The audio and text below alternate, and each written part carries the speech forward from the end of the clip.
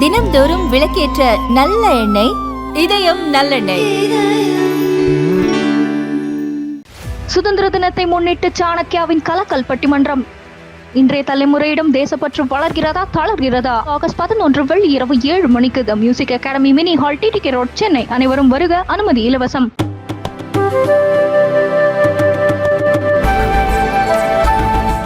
Giving me the opportunity to speak on behalf of my leader, Shri Naveen Patnaik ji, and the Biju Janata Dal on this no confidence motion that has been brought by the Congress party today. Mr. Chairman, it goes without saying that the foundation of the Biju Janata Dal is anti-Congressism. We were born on the 25th of December 1997 on the basis of opposing the Congress party's corrupt rule in Odisha at that point of time. The late Biju Patnaik, on whose name the Biju Janata Dal is named, started his life as a congressman, but like many of us, got eventually disillusioned with the Congress party, left the Congress party and became a beacon of opposition politics, of Janta politics, and that's how the Biju Janata Dal was formed. So therefore, any motion brought by the Congress party, it goes without saying, is out of question for the Biju Janata Dal to support. So therefore, at the threshold, let me make it clear that we oppose this motion because of the fact that it's been brought by the Congress party to this House.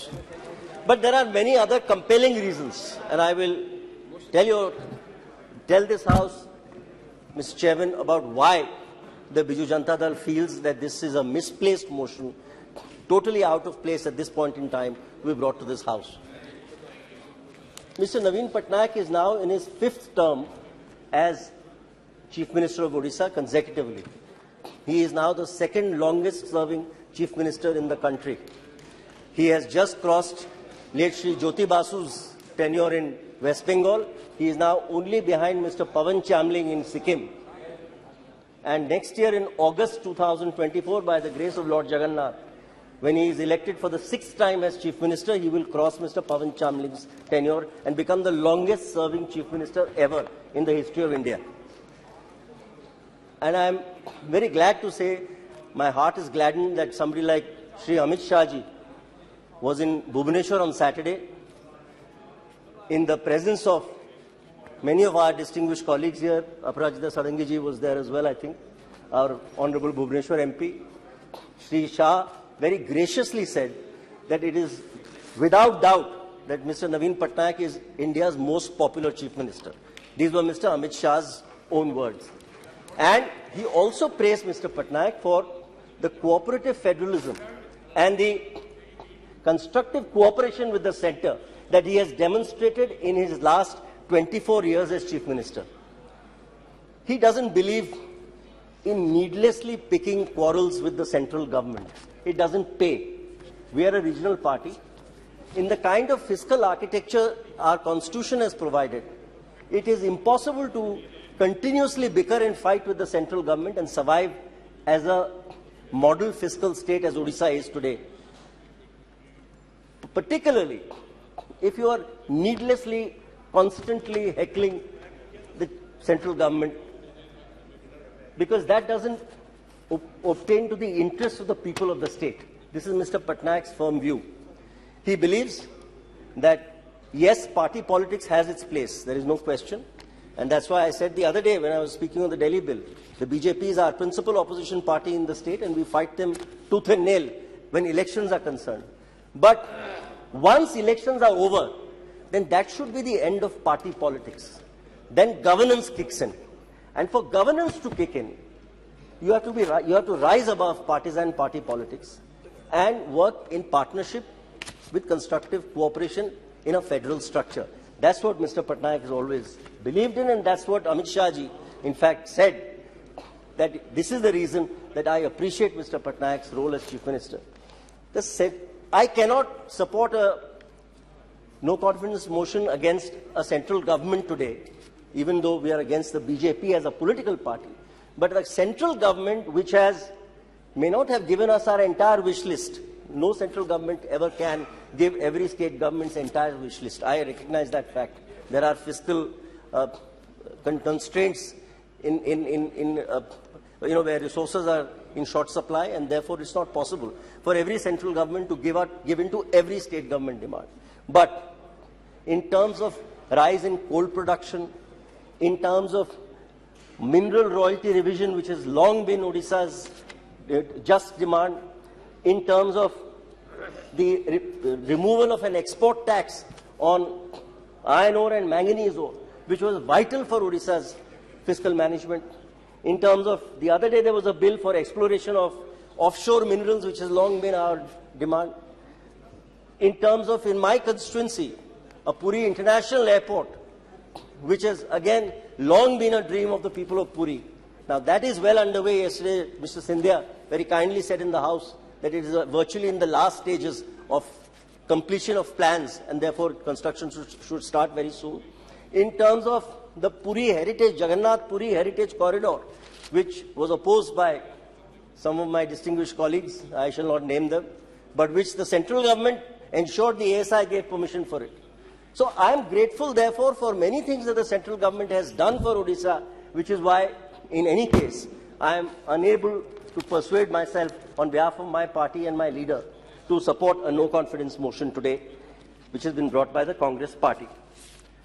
Let me now come to the merits of this particular no-confidence motion that they have allegedly brought on one count alone, that is to bring the Prime Minister to the House. That seems to be the reason why this no-confidence has been moved, that the Prime Minister should be brought to this House. He is avoiding the House and avoiding speaking on Manipur. Mr. Chairman, I have always believed that the Congress party is adept at snatching defeat from the jaws of victory. They are also very adept at cutting their nose to spite their face. And I say this advisedly. They know every time the Prime Minister has got up to speak on the floor of this House, and I think his worst political adversaries will recognize the fact that he is a peerless orator. There is no question. I don't think there is an orator today in India who matches him. There's no question. Everybody recognizes that fact. So every time he gets up on the floor of the House, he puts the Congress party through the shredder. I mean, they actually go through a shredding machine. So I cannot understand why they should cut their nose to spite their face, ask him to come to the House and put them through the shredder, as I have no doubt he will when he replies on Thursday. So this defies common sense, it defies logic, it defies political sense. I believe that there are other arguments that would have been more persuasive. The people of this country will decide if the Prime Minister has chosen not to speak, whether that was right or that was wrong, is for the people to decide. And you have to take that case to the people. You don't bring a no confidence which is doomed to fail in any case. At the threshold, you know your no confidence is doomed to fail. You don't bring it needlessly and waste the time of the House. You don't disrupt the House needlessly when you know that the ruling party likes nothing better than the House being disrupted so that bills can be passed in the din. So ministers are happy not to answer any questions in question hour. This is, for every ruling party, this is a dream scenario. They let the opposition disrupt parliament so that we can go home and sleep happily. So therefore, this kind of disruptive politics has not paid dividend in the past, and I have no doubt that this kind of disruptive politics will not pay dividend in the future. As far as Manipur is concerned, I have to say that the Honorable Home Minister had called an all-party meeting. I was one of the members who was present there on behalf of my party. It was an exceptionally detailed analysis which was given to everybody. The Congress party was represented there by Shri Ibobi Singh, who was the three-term former Chief Minister. All the other parties were there. And we were given a complete kaleidoscope, really, of what has gone wrong in Manipur. And these are legacy issues. Manipur is not the result, today's conflagration in Manipur is not the result of the last 10 years, let's face it. It's the result of almost 50 to 60 years of strife in Manipur. The fact of the matter is that this entire issue has boiled over, not now, it has boiled over 3 or 4 times in a major way through the 80s and the 90s. This was somehow capped until, very unfortunately, the Manipur High Court in a PIL suddenly woke up one fine morning. In a 20-minute hearing without pleadings being completed, the High Court passed what according to me is one of the most ill-advised orders that this country has ever seen, of giving a direction to the state government to immediately consider within 4 weeks the giving of ST status to a particular community. Firstly, this is totally without jurisdiction because the state government can't do it. It's something only the central government can do. So the High Court not only passed a totally erroneous order, but passed an order without hearing all the parties, without affidavits being completed, without any kind of rationale or logic. It simply passed an order which the Supreme Court severely deprecated. The Chief Justice's Court on 19th of May severely deprecated the High Court order. But I believe the central government missed a trick there. I believe the central government, in asking for the matter to be remanded back to the High Court to be heard there, was a huge error. And I pointed this out at the meeting, that the central government should have been happy to let the matter rest in the Supreme Court's lap.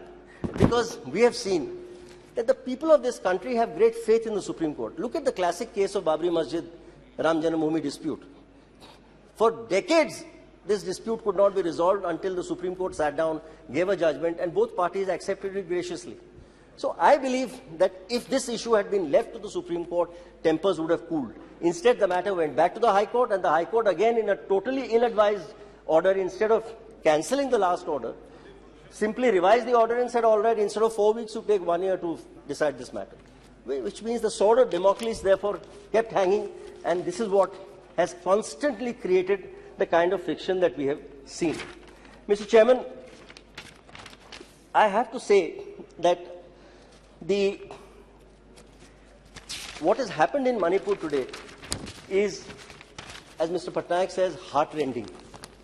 And he has asked me to, in fact, mention in the all-party meeting and to speak today and say that all parties must speak in one voice.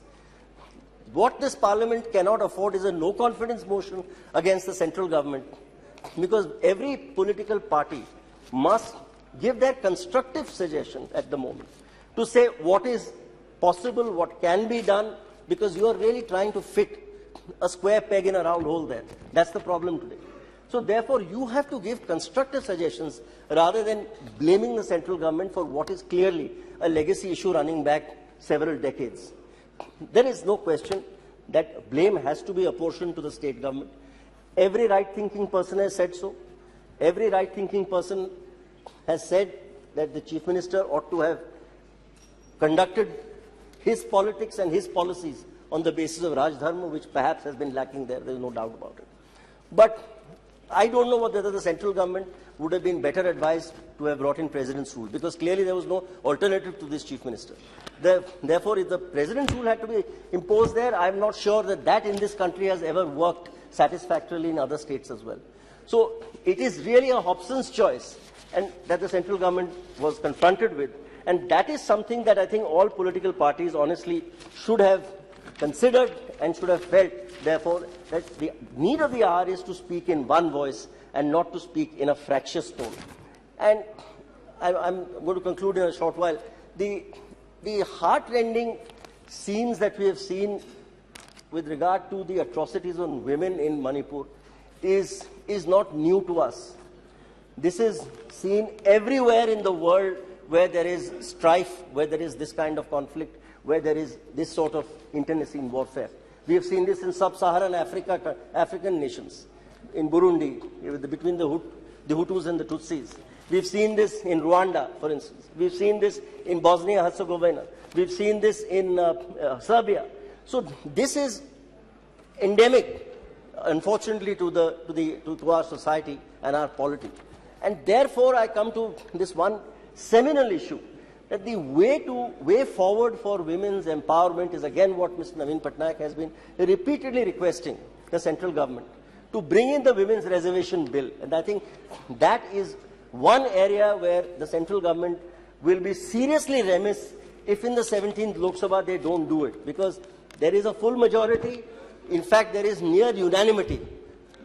Today, all shades of political opinion in this House and the upper house are of the same opinion, that there should be women's reservation in the state assemblies as well as in central parliament.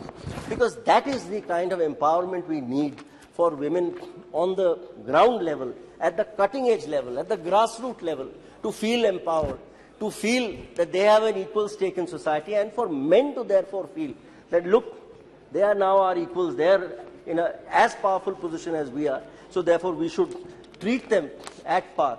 So, Mr. Chairman, this is something that I would seriously on this occasion, if there is anything on which I feel that this government, I think, lacks the confidence of this House, quite frankly, is that they have not brought, despite being fully empowered to do so, the Women's Reservation Bill so far. We have now only one more session of Parliament after this, which is the winter session. I certainly plead and urge the Prime Minister that he should bring in the Women's Reservation Bill, have it passed unanimously. It can be done in 15 minutes in the lower house and the upper house. Parliamentary Affairs Minister is here. I have requested him personally many times also. But they're saying that it is lapsed now. Because I know it should not. I don't know, I was told. But in any case, so that is one of the things that we need to seriously consider. Now, therefore, for a number of compelling reasons that I have mentioned, we are completely unable to persuade ourselves on behalf of the Biju Janata Dal and Mr. Naveen Patnaik to support this no confidence motion. I have no doubt that it will be resoundingly defeated and it will be rejected as it ought to. And unfortunately, I think it will not at all benefit the Congress party to have brought this no confidence at this point. Shri Arvind Savant Thank you very much, Mr. Chairman.